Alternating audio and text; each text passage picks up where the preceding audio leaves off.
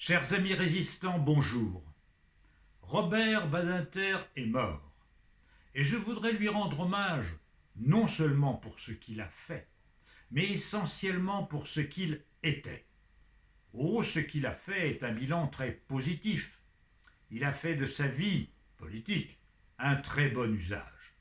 Bien sûr, il a aboli la peine de mort, cette peine qui consistait à couper un homme en deux, ce qui est tout de même assez barbare et contraire à l'idée que nous nous faisons de la civilisation. Mais il a aussi dépénalisé l'homosexualité entre adultes, qui constituait un délit jusqu'en 1981. Il a favorisé les victimes dans les procès. Il a facilité l'indemnisation des victimes d'accidents de la circulation par sa grande loi du 5 juillet 1985 et surtout, il a permis à tout citoyen de saisir la Cour européenne des droits de l'homme en cas de violation de la Convention européenne de sauvegarde des droits de l'homme. C'est un bilan très généreux, très positif, et je crois que beaucoup d'hommes politiques seraient envieux de ce qu'il a fait. Mais je l'admire surtout pour ce qu'il a été, et qui est si rare en politique. Je le rapprocherai volontiers dans cet hommage à Jacques Delors, qui lui aussi est parti il n'y a pas si longtemps que cela, et qui aussi avait un bilan positif en construction européenne, et notamment par la création d'Erasmus, qui a permis l'échange d'étudiants entre pays de l'Union européenne. Il paraît qu'il y a même pas mal d'enfants Erasmus qui sont nés de ces échanges. Pour la petite histoire, Jacques Delors, Robert Badinter étaient des hommes de conviction. C'étaient des hommes qui servaient une cause et qui ne se servaient pas d'une cause. Ils ne cherchaient pas à remplir une carrière.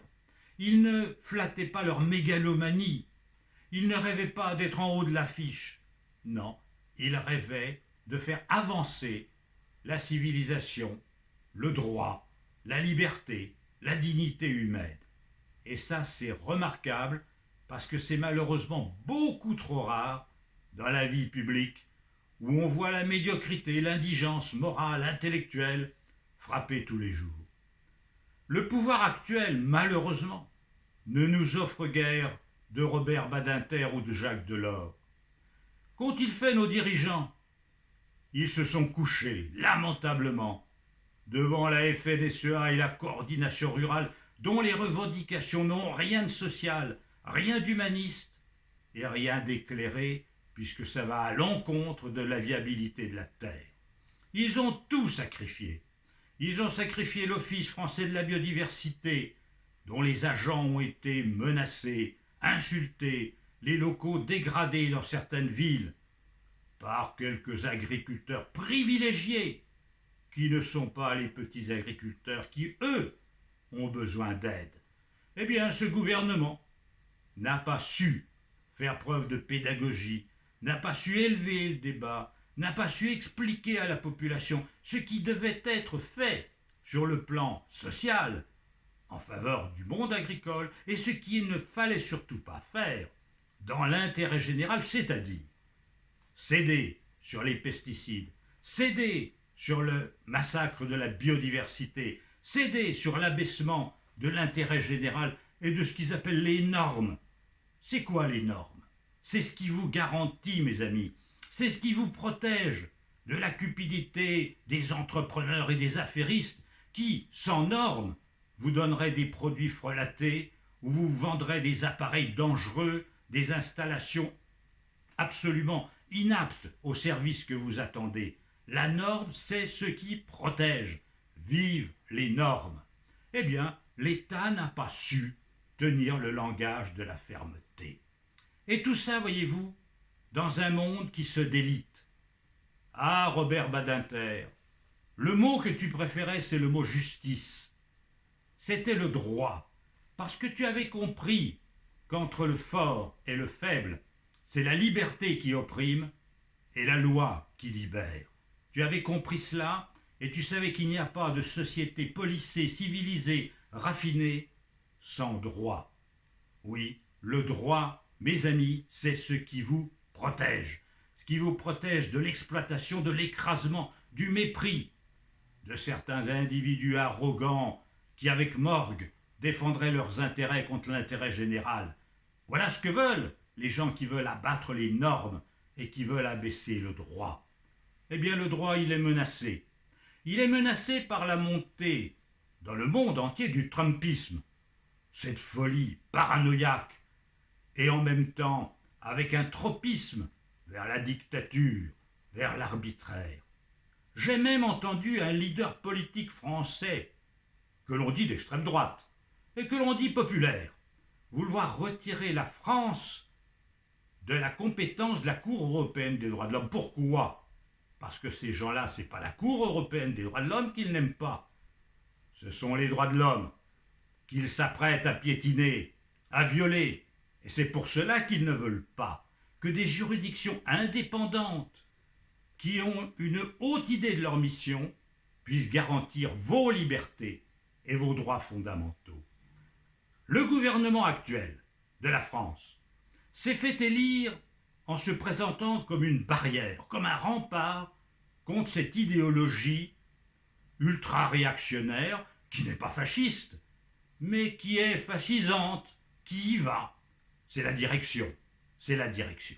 Eh bien, ce gouvernement, je lui reproche son indigence, parce que finalement, il prépare l'avènement du trumpisme en France. Quand je vois le mépris pour les droits de l'homme que manifeste l'actuel ministre de l'Intérieur qui traite les Français différemment selon leurs idées, quand des écologistes, comme hier, se mettent à quelques instants sur une voie ferrée pour protester contre la construction d'une autoroute, on leur envoie les gendarmes mobiles avec force gaz lacrymogène. Quand la FNSEA fait la même chose, on laisse faire, on envoie le préfet pour se mettre à genoux et dire que ces pauvres gens ont bien raison de barrer les routes, les trains et ce qui s'ensuit, et même de dégrader les édifices publics. Mais enfin, où est l'état de droit? Où est l'impartialité de l'État? Où est la probité que portait un Badinter et que ne portent pas nos dirigeants?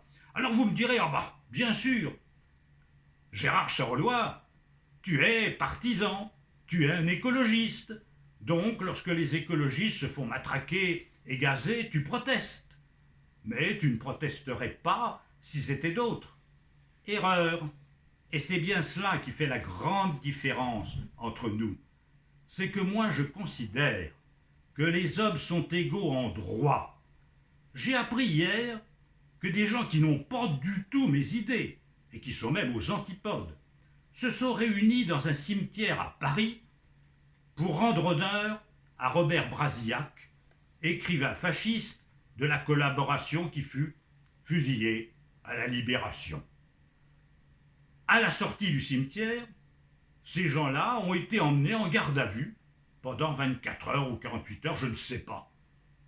C'est inadmissible. Ces gens-là n'ont pas mes idées. Mais comme le disait quelqu'un avant moi, je suis prêt à me battre pour que vous pensiez différemment de moi. Je n'admets pas qu'un État traite les gens différemment en les insultant. Ultra-gauche, ultra-droite, ultra-anarchie, ultra-gauchiste. On peut taper dessus, on peut les emprisonner, on peut les déférer devant les tribunaux dès qu'ils font un graffiti ou la moindre. En revanche, si vous avez la carte de la FNSEA, vous pouvez brûler la préfecture. Pas de problème. Où est l'état de droit? Où est la probité dans tout cela? Moi, je dis que tout être humain a la liberté de manifester des convictions, y compris des convictions qui seraient opposées aux miennes. Voilà pourquoi Badinter est un homme intègre, parce qu'il avait le sens du droit, ce que n'ont plus nos dirigeants, et nos dirigeants, loin d'être les remparts contre la dérive trumpiste, la préparent. Ils la préparent par leur subjectivité, par leur manque de courage, par leur manque de fermeté, en traitant les Français différemment selon ce qu'ils pensent et selon ce qu'ils sont.